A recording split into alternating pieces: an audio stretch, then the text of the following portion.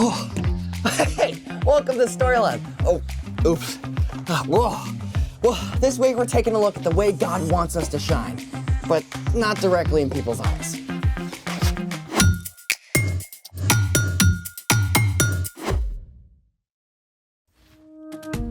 Hey, I'm Carter. And I'm Zeke. And this month, we're talking about how trusting and following Jesus changes the way we treat others. So we can live bright. Not that kind of bright. I was exploring in our attic at home. There's no good light up there.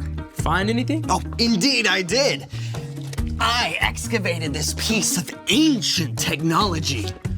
Oh. It plays music. How? Does it have a Wi-Fi connection? You have to feed it one of these. Oh, right, CDs. Can we play one? Nope, the batteries are corroded, but I discovered something fun. Here, see how it catches the light? Yeah, rainbow colors. Here. You hold this. Okay. Lights, please. Oh, look at that. Very cool. The CD is just like a prism. Uh-huh. When white light hits a CD, the fine circular lines on its surface diffract the light, which is separated into all the colors of the rainbow. Thank you for enlightening us. You know, I've got another bright idea. Oh? Oh, I'm gonna need your headlamp. I'm in. You ready? Let's do it. So, I was brick building with my little sister yesterday, and we created this. Oh, what have we here? Welcome to the Light Maze Challenge! I see a maze. I see a light. What's the challenge? This is us. We're bricktastic. You and me, we're stuck in the dark here in the center of the maze. Oh, it's not dark. Well, it will be when we turn off the lights. Oh. Your challenge is to direct this light in such a way that it goes along each pathway in the maze until it reaches us right here in the middle. So we're mastering light? Let me reflect on that. Aha! Reflection! Mirror, mirror in the lab, who's gonna beat this challenge that's fab? Okay, that is a terrible rhyme.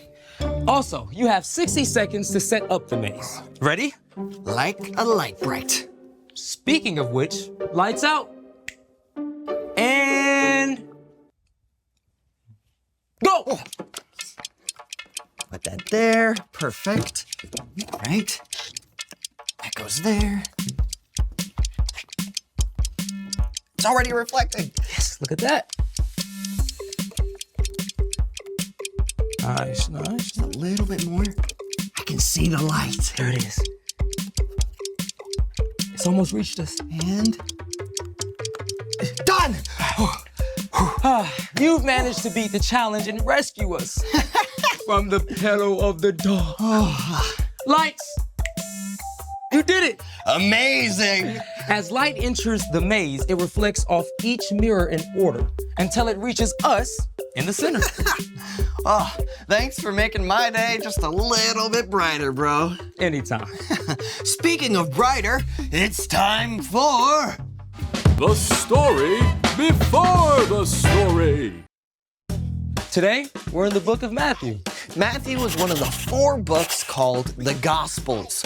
These books tell stories from the life of Jesus. Matthew was written down by one of Jesus' followers, a tax collector whose life was turned upside down by his friendship with Jesus. When Jesus was about 30 years old, he began to travel from town to town, teaching and healing. Everywhere Jesus went, big crowds gathered. Many sick people were desperate to be made well, and Jesus healed them. But Jesus also cared about people's hearts and minds.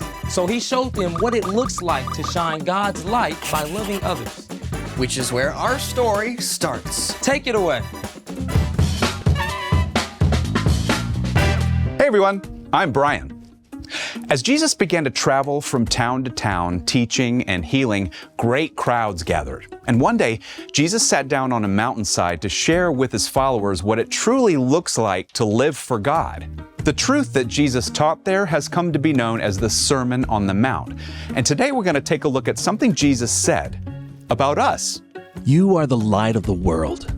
Yeah, you, me, everybody who follows Jesus. We are the light of the world. Yeah, it's a powerful picture.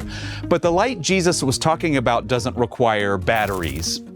See, Jesus later told his followers that he is the light of the world. Jesus is the source of all light, just like the sun. And we don't have our own light. But just like the moon reflects the light from the sun, we can reflect the light of Jesus to the world around us. Jesus had more to say about how we can be light.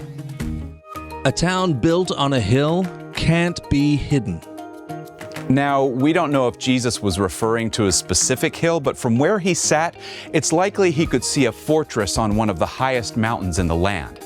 In fact, cities and towns were often built on high ground at that time, where they could be seen by all the surrounding area. Now, fire up your imagination for a moment and picture this. You've been traveling all day, and you're hungry and exhausted. What's more, it's getting dark, and you can barely see the road ahead.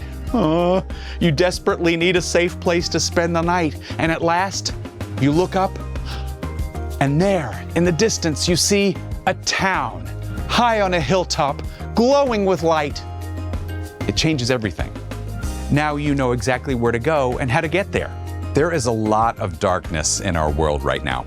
But together, those of us who follow Jesus can be like that town on a hill. When we look for the needs of those around us and choose to help, we shine the light of Jesus for everyone to see. Jesus finished with another word picture. Also, people do not light a lamp and put it under a bowl. Instead, they put it on its stand. Then it gives light to everyone in the house. In the same way, let your light shine so others can see it. Then they will see the good things you do, and they will bring glory to your Father who is in heaven.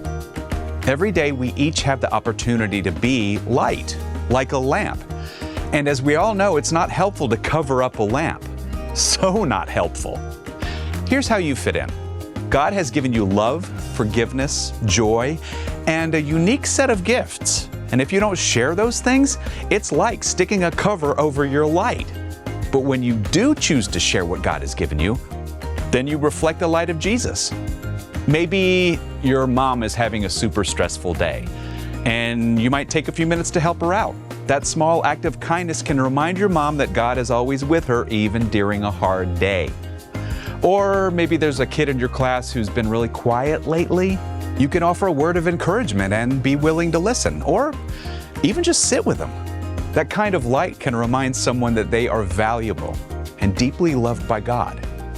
When you choose to share what God has given you and love like Jesus, you shine light everywhere you go. The end. Gotta be real. Some days I feel more like a burnt out bulb than a bright light. I mean, I don't know if I want everyone looking at me. Oh, that's okay. I mean, being a light doesn't have to mean lots of pressure to be perfect. So, What's our part in the story? Well, because Jesus is the light of the world, our job is simply to follow in his steps and reflect his light by showing compassion to the people around us. compassion is caring enough to do something about someone else's needs. So I guess the first step is really just paying attention. That's right. You can ask God to open your eyes to the needs of the people in your life. And meeting those needs may be very simple. Like giving up a few minutes of your recess to help a friend find their lost water bottle. Or taking some of the cookies you and your mom baked to the lonely neighbor next door. What about a smile? Oh, for sure. I mean, if a friend is bored or bummed out, sometimes sharing a simple smile is enough to change their mood. It all comes back to keeping your eyes open. And loving like Jesus. You've definitely got it. See you next time. So, here's the thing. You can shine God's light. And you can do it in amazing ways. You know, I bet we can make this even more epic. I got more bricks. Oh,